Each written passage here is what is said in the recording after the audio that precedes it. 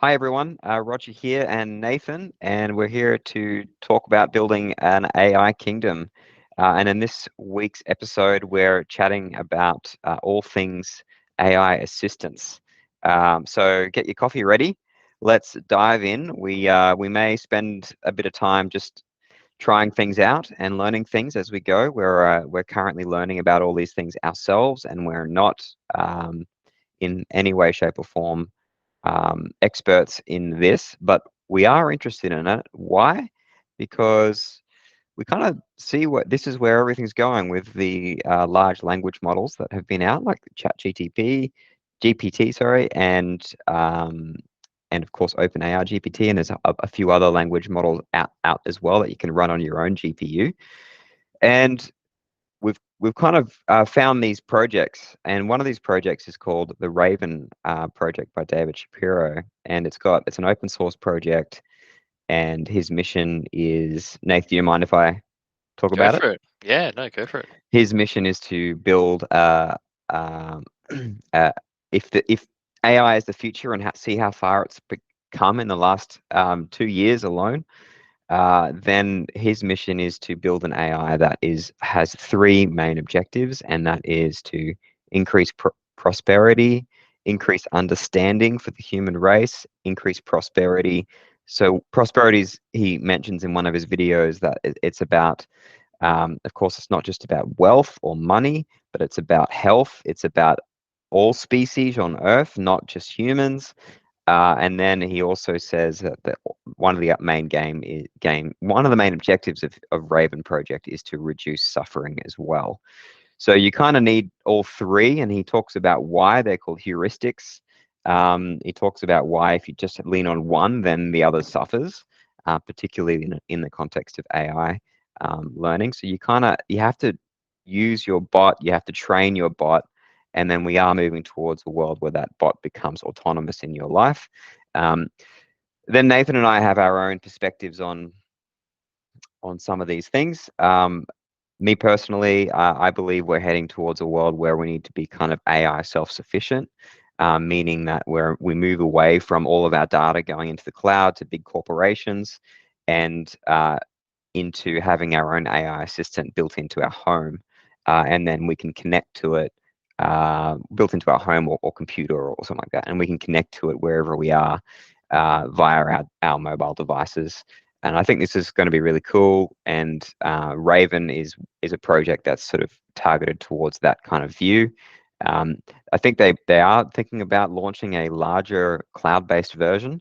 But I know Nathan and I are interested in having a version locally hosted, so we can firewall our data, firewall our conversations with the OpenAI the assistant. I should mention too, there's other projects as well out there. There's openassistant.org, openassistant.io, but we are interested quite a lot on this video. We'll focus on Raven because it seems to be, at least from a content perspective, he It's has doing put some it very interesting things, I think. doing some very interesting Yeah. things. Yeah, So yeah. I've been watching a few of his YouTube videos, and I'd recommend anyone to go over and that's interested in this stuff to go and follow his channel. He does do some longer live streams, but I really like the way he cuts.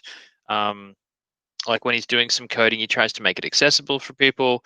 And he's written a few books that I've pulled up here, like Symphony of Thought, Benevolent by Design, and Natural Language Cognitive Architecture, which is really the one that he's kind of focusing on lately.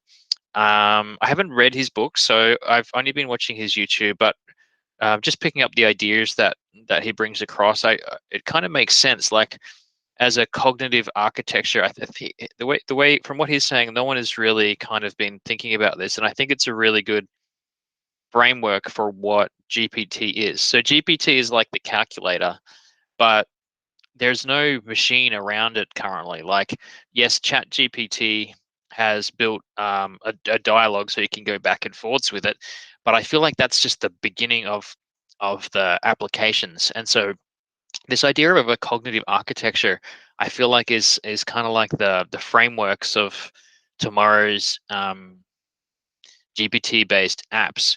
And so some of the things that we're talking about here are giving GPT long-term memory, giving it goals, giving it the ability to pull up semantically similar memories from the past, so that even if the GPT algorithm, like I think if you pull up OpenAI's token counter later, it lets you, 1,096 tokens, I think, is the max. yeah, it'll let you have it'll calculate, you know, a bunch of tokens, but there's a maximum number of tokens that it'll let you use. And so if you can pull up, so when you're asking a question, if you can load the context with all the relevant information for that, and the specific goals, it's going to do a much better job at performing that task. And so I think that's kind of the future. And I think exploring where David Shapiro is heading with that is really interesting. His latest video, which I watched today, was on tying it in with a service called Pinecone. So Pinecone is database. It's a vector database. I haven't looked into it to a deep degree, but I understand it's what powers Facebook's semantic search or something to that effect. Something similar to that. So it lets us pull up semantically. It's like a database for a semantically similar content. And so you can place your memories or your chat messages or whatever somewhere in this latent space, and then you can go and query similar memories. So, for example, if we wanted to build I mean, I think of myself largely the job that I do uh, as a director, you know, is a glorified sort of information routing agent. Like I've got information coming from clients, from service providers, you know, from different stakeholders, and I'm trying to make sure the information gets to the right person. And then I might be managing a bunch of projects at any one time. And so I'm managing the company, and then I'm managing all these individual projects. The joys of running an agency. And so if I could have a system that assisted me with that knew when I'm working on project ABC, that, you know, these are the last 10 correspondence we've had from the client, from the development team, and then it was able to, if I said write a letter updating the client with the latest updates, it could just do that for me because it was contextually aware of everything that was going on. Whereas I can get it to do that now, but I have to copy and paste from different places and manually load up the context. And so I think by using this kind of cognitive thinking machine, we can build sort of we can build a sort of system that can switch. Well, it can have a longer context, but then also could switch context as well. So it could have one job as it could have one set of goals as managing one project, and it could have another set of goals managing another project. For example, if I considered my, you know, home life a different project, or my relationships with people a different project, with my wife a different project, then the goal might be to maximize happiness. Whereas at work, it might be to get the job done on time and on schedule. So we could load it up with different goals, and then when it's like in home Nathan role, it's giving me advice or helpful tips to be, you know, to make everything run smoothly at home. Whereas if I'm at work and I'm trying to get things done, it would help me craft a list of tasks. I could ask it, let me know anything that I need to worry about today, and it would, you know, take the recent messages from the team and pipe that together. So yeah, does that kind of give a bit of an overview why I Yeah, I think think it's so. I think exciting? that's what's kind of missing now from the ChatGPT. That, I mean, it's come so far so quickly, so it's only a matter of time, particularly with projects like Raven. But having that long-term memory is so important in terms of it being a life assistant. So imagine if at home you had a life assistant who was walled off to the outside world to a degree in terms of sharing any personal data, but could actually benefit. Like it goes through your messages, it goes through your emails, it has context on a daily basis on all of these things, to enable you to seamlessly get it do work for you, essentially. And you could train it to do specific work tasks. It's like your work from home assistant as well as your general life assistants with appointments and bookings and all that kind of stuff. And the other thing is of course long-term memory is a big thing, and then the next thing would be integration with third-party services and things like that, like calendars, emails, maybe making orders and purchases, perhaps sending emails, text messages, any number of things. Maybe you can interface it. I don't really know where the research has gone with this yet, but interfacing it with APIs, third-party APIs to do any kind of custom functions, maybe interfacing it with your own commands or custom commands that you've created to perform a certain action, and you can train it to do that action. Yeah, I think there'll Yeah. be like this. I can see like it's going to be like there's the Zapiers of now. Imagine a Zapier that like does context injection into GPT prompts. I don't know how it exactly Mm, what form it takes, but it's like all this data about me is everywhere. How like can I take OpenAI and then pipe into it like contextually relevant information? So when it's like when I'm like write an email to so and so, it pulls up the last X emails to so and so mm, as context, or some kind of application like that. When I'm so yeah, that's kind of I built a yeah. couple of little things like that to help me with like I have an issue with saved messages on Slack. I love to save them and then have like a list that I'm going to go through later and reply to. However, I found that over time I don't always get back to my saved messages. So I built a little bot that I can run in the terminal, and it'll just go through my saved messages and generate different replies to the messages. I've been through a couple of iterations with this with my team, and got some feedback. At first the responses were really like the ChatGPT ones, really verbose and long, and people were just like, "Blah, wall of text." The next slot, I made it shorter, and I made it suggest like different alternatives, like a short version, another version, whatever. And then people complained it wasn't using my tone of voice. So then I used like two-shot learning to load it with a couple of conversations of how I typically respond to stuff. And then it started to respond more like me. But then I realized it was still a chat bot. It was still trying to keep the conversation going. And really, as a manager or a director, you don't want to have a long conversation with someone on Slack.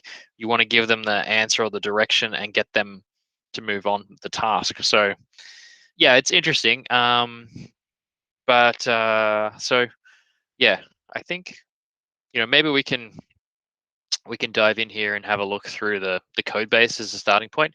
I should mention that Dave has a YouTube channel, and he's got a fundraising goal to I think get his core living costs covered, and then he's going to turn off ads.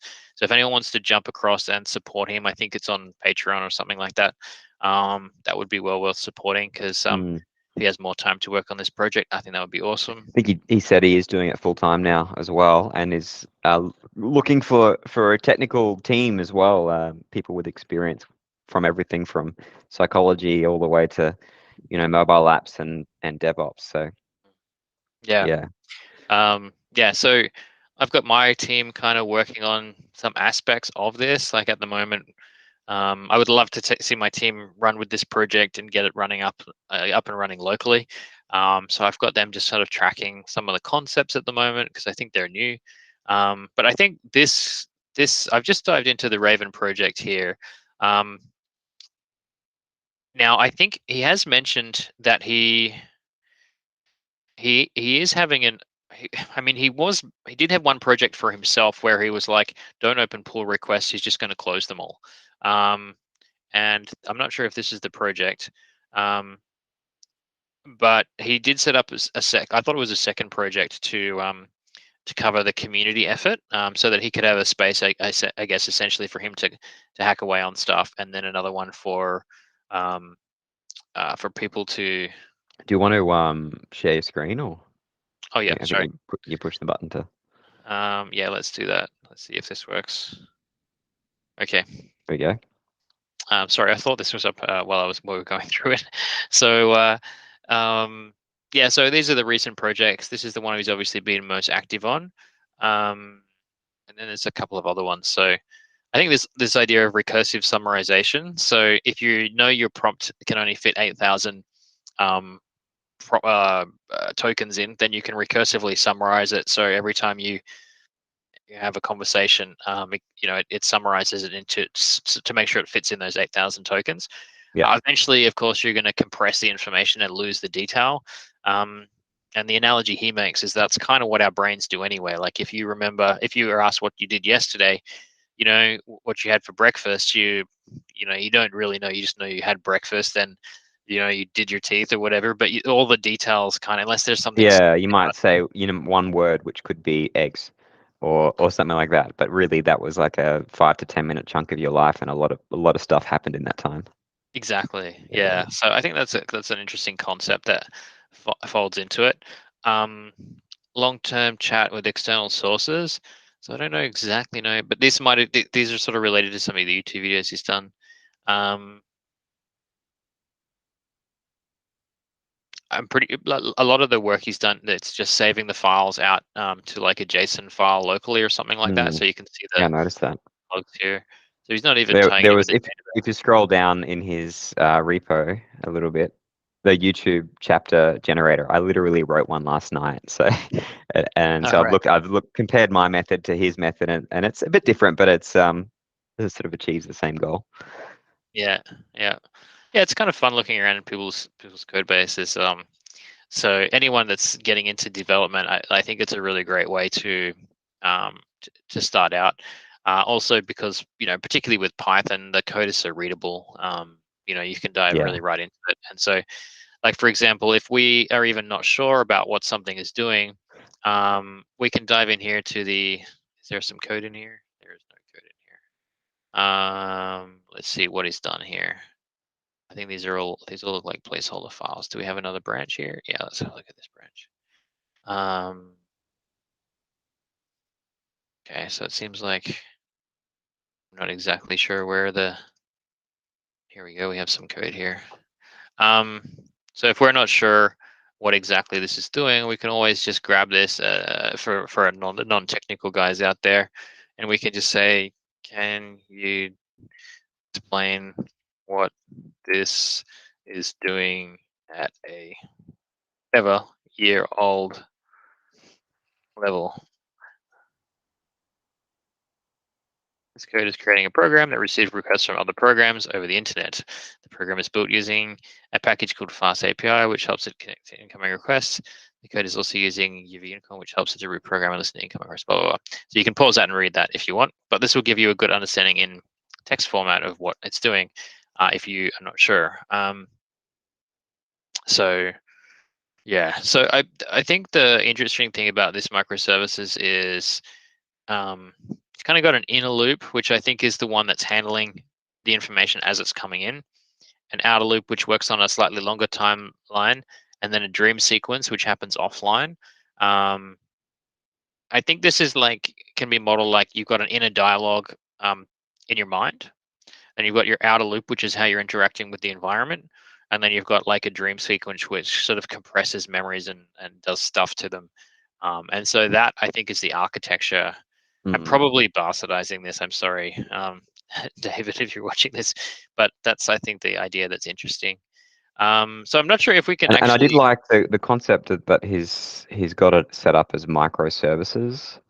He explained that in one of his videos too, which means that as the team grows, people can work on, there can be whole teams on just those components, as opposed to having some of my projects are sort of deeply integrated, like all of the different components are quite deeply integrated with each other, and it's difficult to separate them. Of course, you can do it with separate functions and classes, but just the way he's built this whole repository, he's put a lot of deep thought into.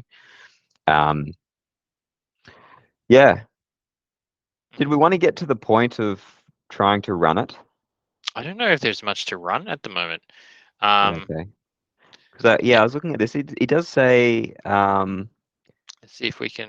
go to the bottom. He does say you can check it out, and then you can create a virtual environment. activate the virtual environment according to some instructions, but I'm not sure what to do past that point. Yeah, so what is the environment file? Is this using It's Conda? mostly, yeah, Torch and TensorFlow installed. Yeah, I'm not super. I played with Conda a little bit lately, but not a great deal. So yeah, I guess we can give it a go. You don't have to, it's all good. Just thought I would. Yeah, we can. I don't know. We you'll have to talk so people don't get bored watching me. Yeah. But yeah, we can have a crack at it. Yeah.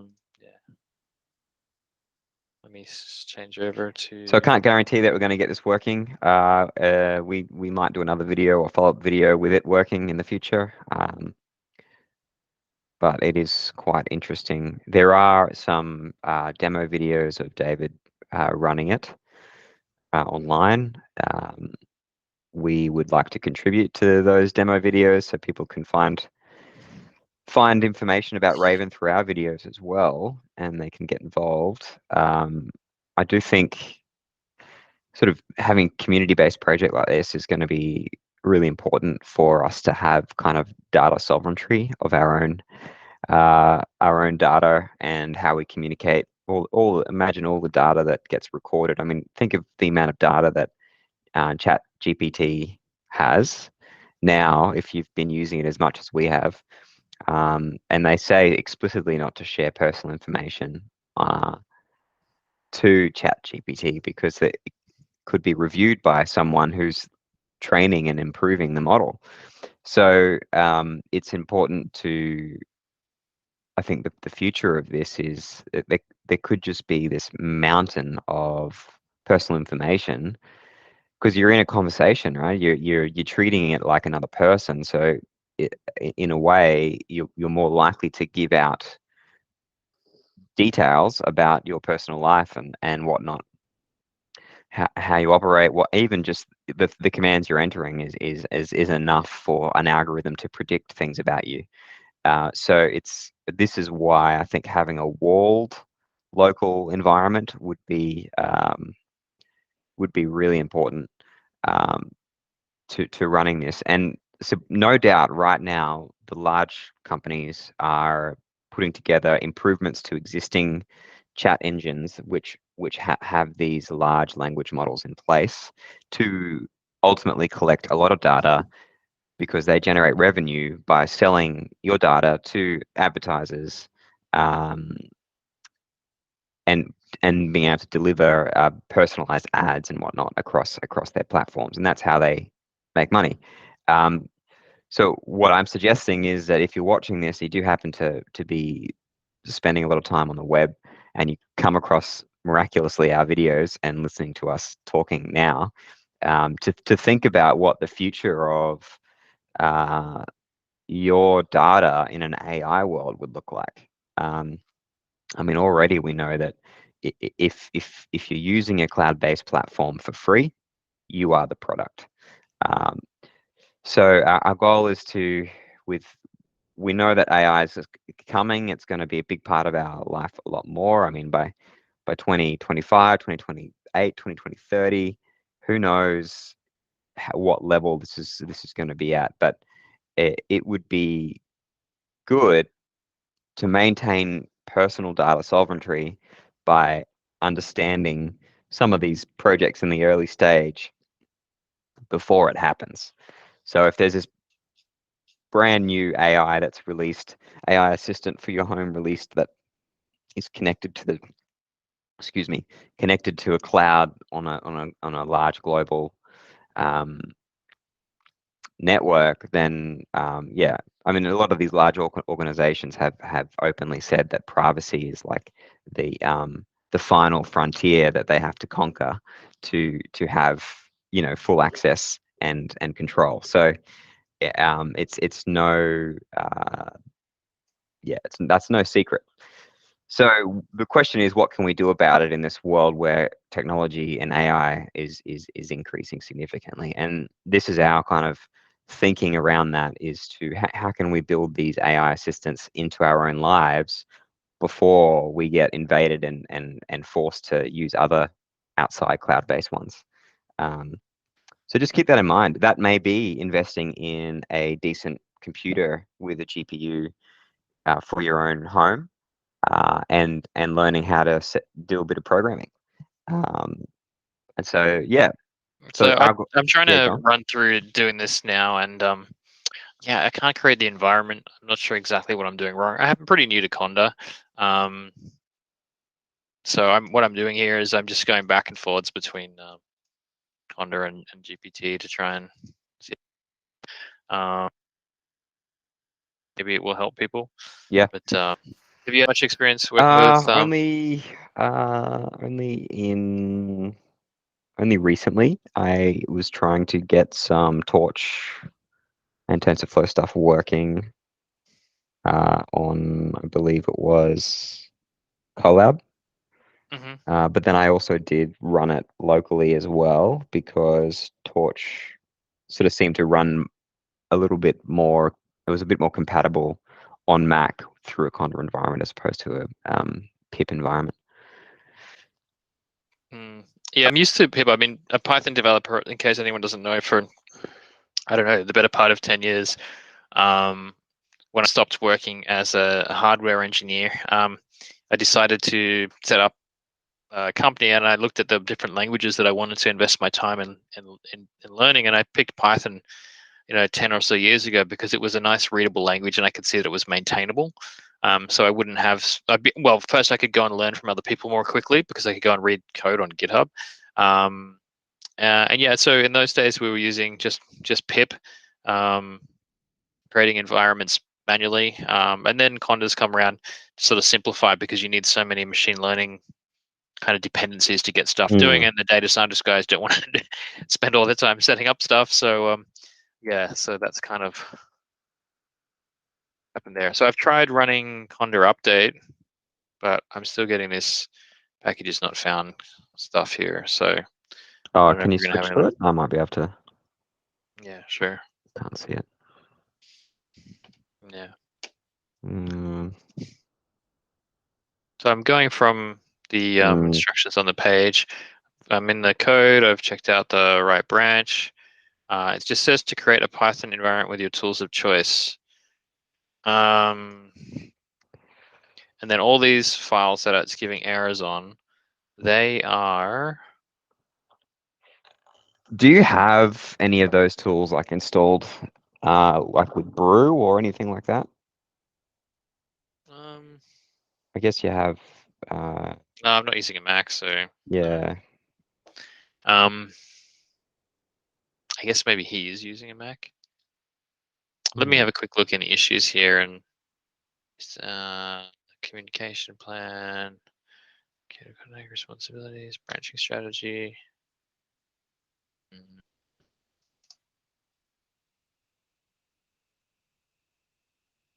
Yeah, it'd be great to even if we can't in this video, next video we'll get one up and running, hopefully, and maybe we'll try and see what it's capable of. That'd be fun.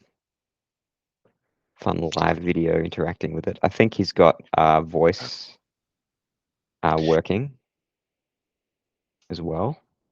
Yeah. I saw an older video, so about 7 months ago, he had voice working with the Google text to speech. You could choose it to be sort of masculine voice or a feminine voice.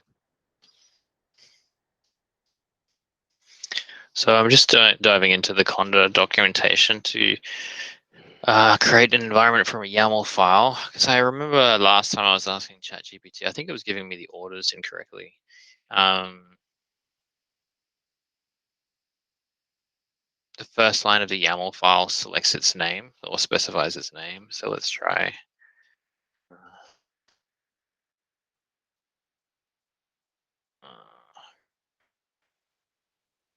So it's got a name already, Raven. So Conda environment list.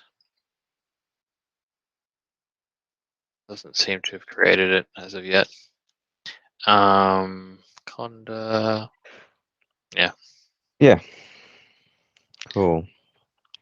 Well, even if that doesn't work, we can continue the discussion about how we would use these chat things on a daily basis. I think when we're already rapidly learning how useful a large language model is in our daily lives. Some people are fearful of it because it can do so much and does replace potentially a lot of roles. But at the same time, it also makes people way more efficient. Um, so it's kind of a challenge, but of course, the best thing to do is to adapt and um, make yourself knowledgeable of this technology. So if you're looking for a job, you're a more likely candidate. You haven't got your head in the sand, so to speak. But what I've found is that there's more and more uses that I'm discovering every day what I can use it for. And sometimes when I feel blocked, a lot of the times I can get unblocked quite quickly with ChatGPT. And not all the time. I mean, there's definitely some code that I've written with ChatGPT which is wrong, and it doesn't always get it right, but it gets me 80% of the way there. And I know I've probably mentioned that in other videos, but that's probably what I've liked a lot about it. There's some tasks that I've tried to get it to do which are really difficult. I'll give you one example of that task is, um, so say if you've got an image that you're using for private use, and it's got a watermark on it. Um, it's very difficult to remove watermarks on images, which is great. I mean, that's great for the copyright owner, of course. But there's other reasons why you might want to remove watermarks, which is just for private use, like training, putting it on a personal card to give to someone, or sending it to someone digitally or something like that.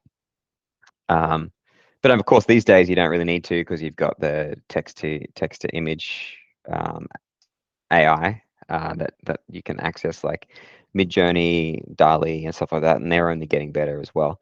But there's limitations, of course, not just on the code that it writes, but there's physical limitations on our technology and understanding of how to process things. And of course, this is large language models trained on our understanding of that. So if you're asking it something that is reaching the understanding of humans, then it's not going to do a great job in general. The other thing was, I mean, Chat GPT is great in terms of getting 80% of the way there, but then often to get the next 20% requires, um, you know, programming knowledge if it's a program-based thing, or um, integrating with third-party APIs that it doesn't have knowledge of, or things like that. So yeah, I think we're only just on the cusp of understanding. Doing my happy dance. Cool. I got the requirements installing. I think he's like hard coded all these versions that are probably specific to his environment, which is fine because he said it's a project for himself. But if it's going to be open source, probably need to figure that out, because they don't seem to work on Ubuntu. So I just commented out a lot of the versions that were giving errors, and we're installing the latest version of them. I guess we'll see if it works, but yeah. Yep, sounds good. Um, Might take a while for all we know, because I think Transformers is quite big. right. Yeah, I'm not sure. It does seem to be installing quite a few, but I'm sure it probably won't work on this live demo, but we'll see how it goes. Mm. We go, it failed. Yeah. TensorFlow Intel.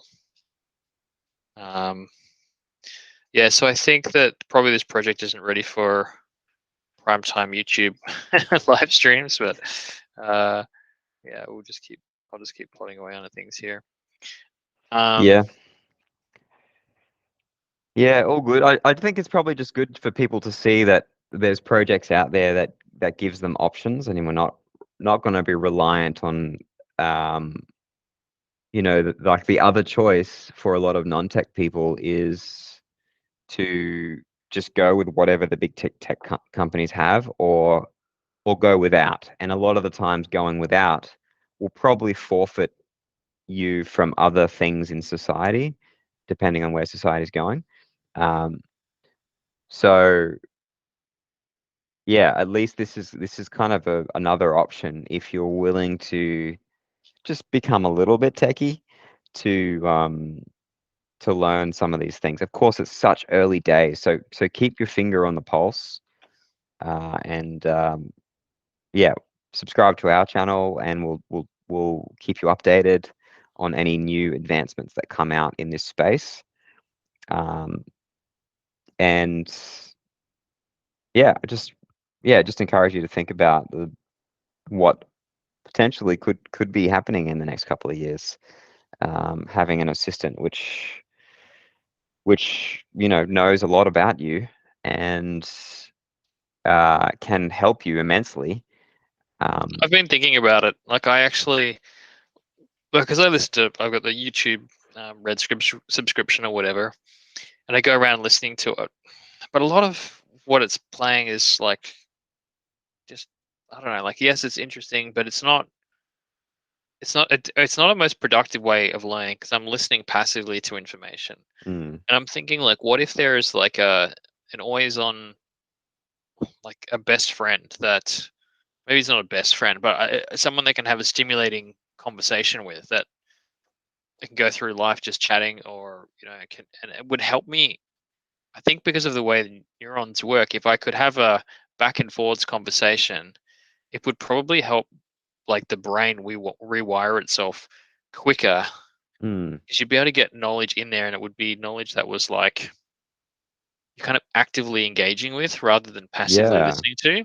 yeah, So I'm thinking like, is there not an application for? I mean, Siri's always on. It's just so horrible. Like, yeah. I get frustrated every time I use it. But if there was an always on agent that I could just interact with, I think maybe the reason they're not doing it is maybe the technology is just too new, but maybe it can't scale. Maybe it's not efficient enough. Mm. But I think it can be made efficient. I think a 3090 Well, I mean, GPU can run. ChatGPT, I mean, there's 100 million users in like 5 days or something. Um, but the amount of money they're spending on server infrastructure is huge to accommodate that many people. Even last night, as a Plus member, I was kicked off. I couldn't get in for several hours because it was too Right. too busy. Um, so this is why I think having a decentralized approach could be really good. So each having, everyone has a AI in their house, and then no single organization has to have billions and billions of dollars worth of servers running this stuff, and we're all responsible for our own AI in a way, in that we have the computing power for it. Um, Of course, that then potentially, there's a power cost associated with that, and the cost of power is going up, so that could become a roadblock to this whole, having a decentralized assistant thing. Or if most people, yeah, in some countries can't even afford power, so it's that's a whole nother separate discussion. But yeah, having the decentralized assistant in your house, knows everything about you, can help you immensely with productivity, where to focus your time, integrating things, getting across more things, helping with relationships. Like there's so many use cases. Yeah, Um, I don't know if anyone's doing integrating tasks into the. I mean, I imagine some people are integrating tasks, but yeah, it would be interesting to see what that looks like. Like, like write an email for me, and it actually writes the email and sends it. you know. Yeah, that's what I'm really interested in too. But where I thought Raven sits at the moment is that it's so early, but is focusing on the fundamentals of the AI, working to optimize those three problems of prosperity, suffering, increasing prosperity, reducing suffering, and increasing understanding. But another thing of that, I guess that falls into the prosperity, is increasing productivity or doing tasks, which I'm yet to see in this project. But that would be game changing if you could combine all that together. Which Yeah. I think it's inevitable. It'll happen. We're heading in that direction. Yeah. So from what I can see, this application is connecting. Like, there's a whole heap of microservices. They look like they're connecting using this UV core thing, which I don't know a whole heap about. So I would want to learn a little bit about that. What is UV core? Um, okay, so it's The web server, is it? yeah, it's a asynchronous server for the application to expose it on a port, basically. Um, Yeah. okay. So I guess that has to be fast because people have to have an exchange, quite a fast real time exchange with this Yeah, assistant. I'm just trying to find. I know I've seen him do more code than I'm finding. I feel like I've seen him do more code than I'm seeing here. Yeah. So That's how I kind of saw it too as I was going through. In his YouTube videos, he was referencing a lot of other older repositories, but he mm, said this is the main one. mm. So yeah, I'll write the syntax here. So we'll learn Project more wiki. Let's and go look at the. we'll, We should have done this stuff first. Like, we're probably just being. yeah, I think it's because Trying. I've already looked through a lot of this stuff. I want to just open up this, open up this, open up this. Uh,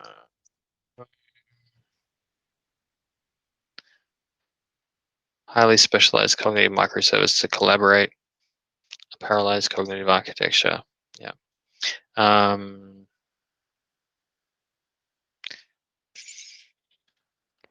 Yeah, it seems Mozilla AI is interested in the Raven project, which is interesting. yeah. Consensus. Science onboarding. Mozilla's Start. interested in creating autonomous AI agents.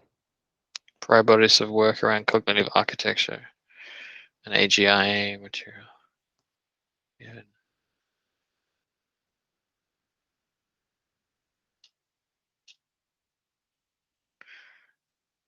Family.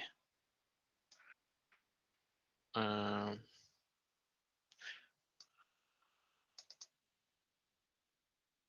So there is a video on YouTube called Introducing the Raven MVP, general purpose AI companion, with a live demo from David Shapiro on his channel. So that's, if you want to watch a live demo of it, we'll put it in the description below. I'll just make sure I copy that now. And you can watch David actually run his code base and chat with it. It's got a voice that he's added and everything. here's some discussions here. So, hardware portable Raven. At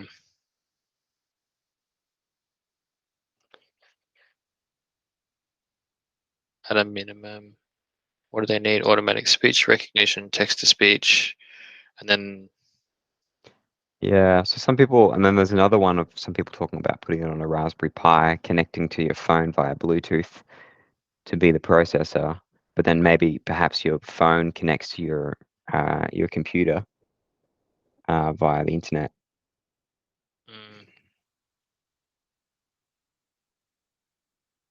yeah, that's the kind of, I was thinking about having yeah, some sort of low power microphone speaker device kind of thing. Mm. Seems pretty trivial to spin this out into a wide array of vendors once the architecture is solidified. Yeah. Yeah, I wouldn't focus too much on the specific implementation of the hardware. Can be for a prototype, can be over engineered. Just have a Raspberry Pi linked back to a local computer if you need to. First thing I think is to get it working. But data, share your experiments and tests here. AGI project. Hardware requirements. Hardware requirements. So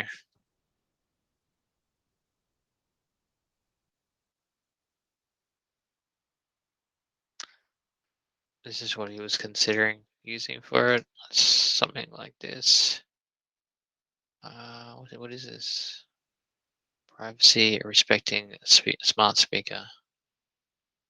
It's open hardware for software and developers and makers. Provides a great voice experience without satisfying privacy. So Yeah. a little pricey, but I deliberately haven't gotten one of those in my house because of the privacy implications. So,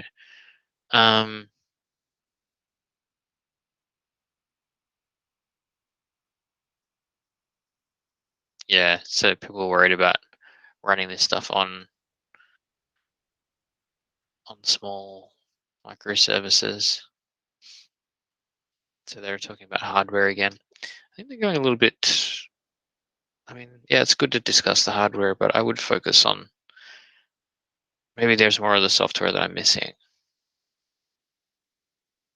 That's what interests me. Yeah, I think that's what's happened is that there's this new repository, things aren't fully worked out yet, and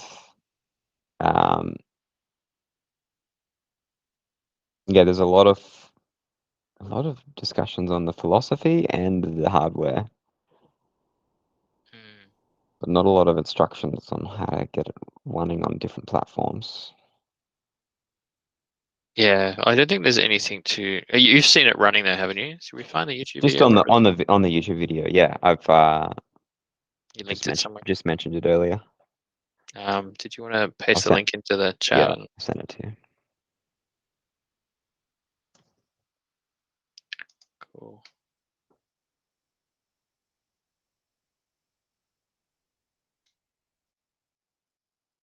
So I'm just going to fast forward through. This is a different repo that he's referring to.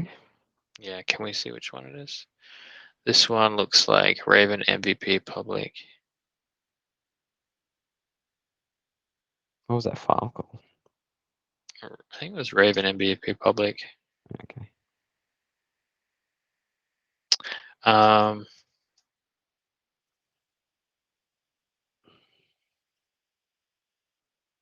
Yeah.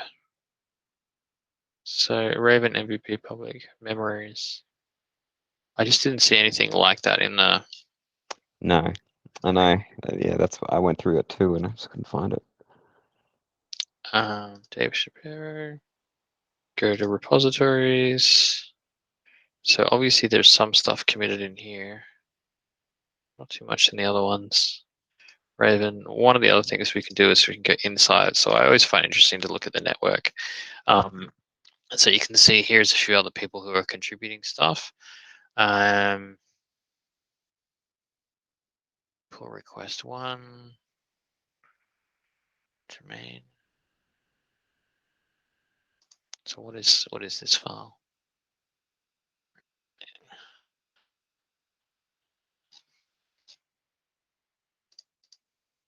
You can dive in here and see what people are doing, but it doesn't seem to be much created in that network.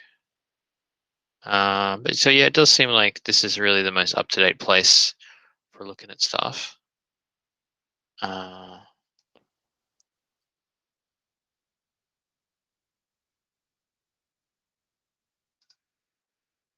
Yeah.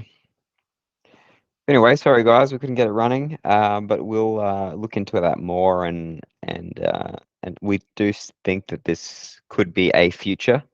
that could be beneficial for people who want to adopt the AI stuff, but really concerned about the privacy implications. I This think is also kind of just from an helping with. application development point of view, like um, just from as a framework that you could use to build your own applications. Like, okay, maybe a lot of the conventions and the code's not there yet, but who wants to be building everything from scratch themselves all the time? And so getting behind a project like this where you're building out the boilerplate stuff so that you don't have to do it all individually, I think makes perfect sense. So you can make your narrow AI projects as well. So Yeah, definitely.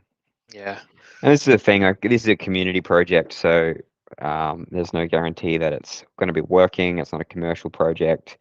There isn't like the support, but there's a support forum where it's community members helping community members. So you got to have a sense of compassion for these projects, because it's never always going to be like a state of the art thing that's running, you know, perfectly at 99% uptime all the time. So you have to start thinking like a developer, and that things take a while and improvements, and um, yeah, I think yeah, it's going to be a really interesting project to keep an eye on over the coming years. It seems like he's doing it full time now, and there's quite a large community in the discussions. If you go to the discussions tab, and you can see a lot of conversations going on. It looks like they might be, I don't know what the discussion is, but maybe having a Discord eventually.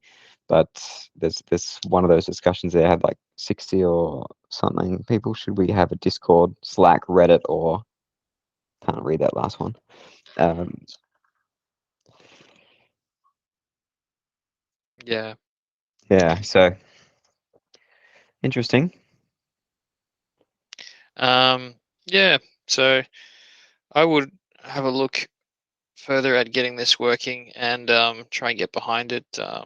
Yeah. What else do we want to talk about? Is there anything else you want to cover today? I think that's probably it. I've been working a lot on my YouTube automation stuff, getting chapters working, as I mentioned earlier. So that's, yeah, that's an exciting project, and I'll probably release like the chapter selection thing and a few other things to the community. So uh, Cool. yeah, I'd be excited to get that happening soon. And Sounds great.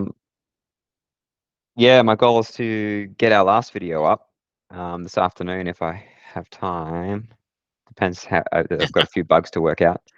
Um, but yeah, the first video is on YouTube, and I'll probably set that live soon. And just working out ways to chug out or slice it into smaller components, like stories, as well as smaller sort of 10-minute bite-sized videos as well. Yeah. Yeah, that would be Uh, interesting to see that up and running. And then, yeah, we'll just try and get better at this every week. I tried to yeah, get I think so. better with my camera management skills and stuff today using OBS Well, instead yeah, of I think that was a Error. significant improvement. So, My videos are done from my office in a meeting room, so I can't really. I'm just like sitting with my laptop on a desk. Can't really set up too much here because there's no PowerPoints or anything nearby. But yeah, we'll see how we go. that's all we See need. what the feedback is. We just want to keep it a minimum viable product at this point. So something that we can jump on at a moment's notice and hit record and Yep. start producing content. Yep. So yeah, that's the most important thing. All Yeah, I right. think yeah, we'll wrap it up there.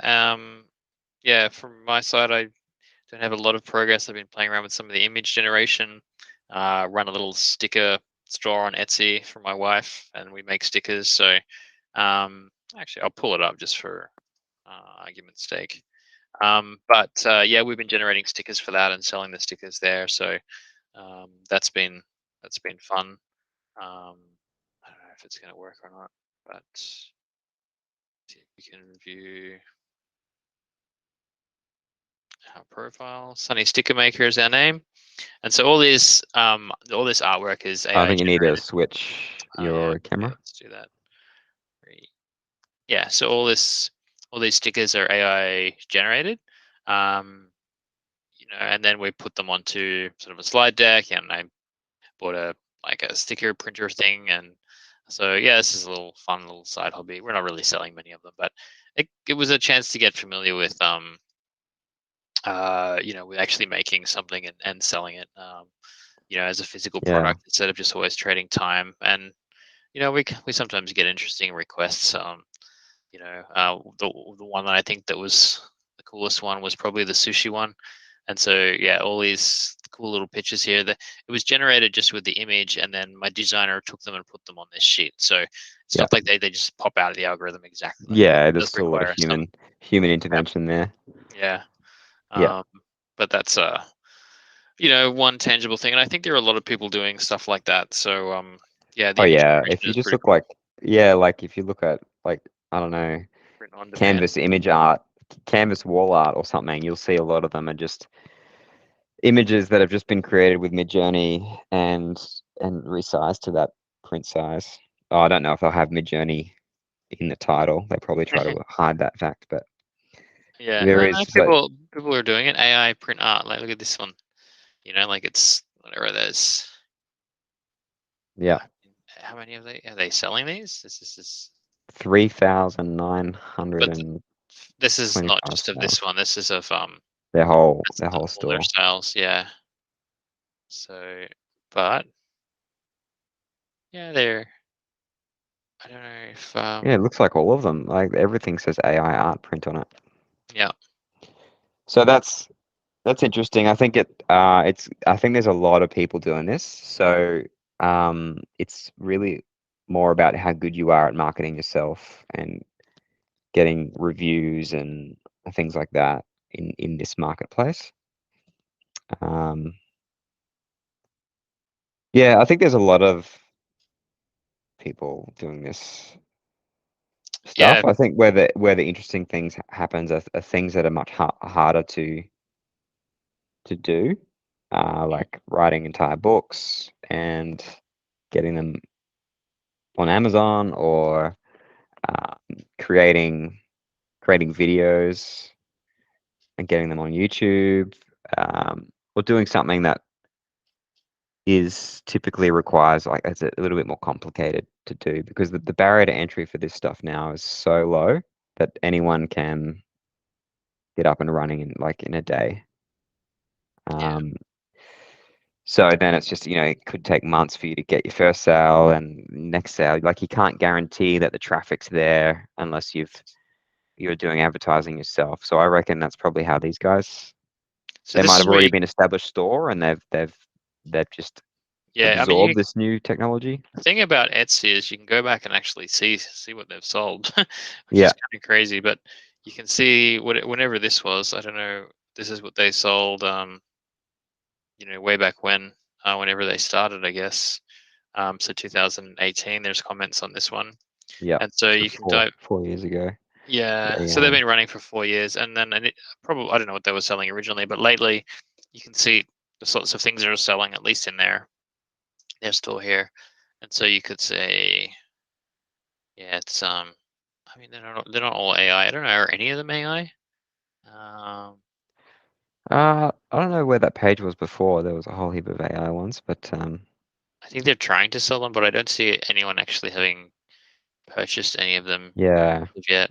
And that's what I think. I think the novelty of it, because it's just readily available. Anyone could just go online and create their own art and then put it on Mm, a print on demand service like a Vistaprint or something and drop it in there.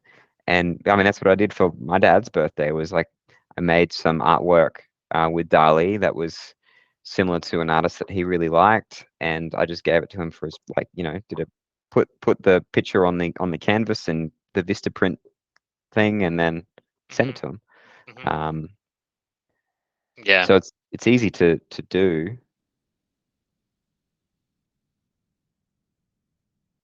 yeah, it comes up with such great like detailed art there.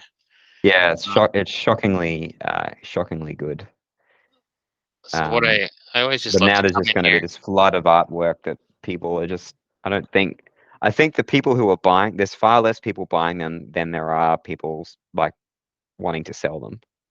I mean, this has been sold, but it's like 617. Like Yeah. The including the GST. cost is going to drop down drastically. Like I don't know what the profit they're making on that. Like it would be pretty low. The print on demand service would be. Well, it's a digital download. This one, Oh, it's a digital download. Okay. 20 inches high. So this is Okay. a Well, in digital that case, file. then it's all profit. So that Etsy will take a percentage, of course. Yeah. So I mean, that's an interesting kind of avenue to take. And We then it would, would all be about volume. So you'd have to have heaps of yeah, I product guess for listings. us, we would like to, narrow down on one of these community projects, build this, this AI kind of assistant, and really not have to go to our day jobs every day and grind for funds. Although I Mm, enjoy my work, I guess what we'll eventually get to is picking a project and building a product out of that, and then making that come to life. So yeah, that's kind definitely. of where we are heading. And then as soon as we can free up our time from and decouple our labor from time, then we'll be able to work more on cool stuff. So Yeah, definitely. mm, Yeah. all All right. right, guys. Well, build your AI kingdom one prompt at a time. And thanks for spending time with us today and taking a bit of a dive into the AI assistant world and some of the projects we're working on. Um, Nate, do you have anything you want to say to sum up? No, Cool. enjoy. I hope Enjoy. you. And Thanks for bearing with us. I'm sorry it was so long-winded. We'll try and get better at this, but really we're really trying to just iteratively improve every time, and so we're honestly just trying to make sure we make a video at this stage every week, and then mm, make slight improvements as we go. And so for those of us who are early and bearing with the journey, you'll see that we'll improve. We're making an effort to improve every week. Um, but yeah, it's not. We're not there yet. We're not pretending to be prime time or anything like yeah. that. Of So course. yeah, cool. No All right, guys. worries. All right, Thanks, guys. guys. Well, yeah, talk to you later. See ya. Cheers. Bye.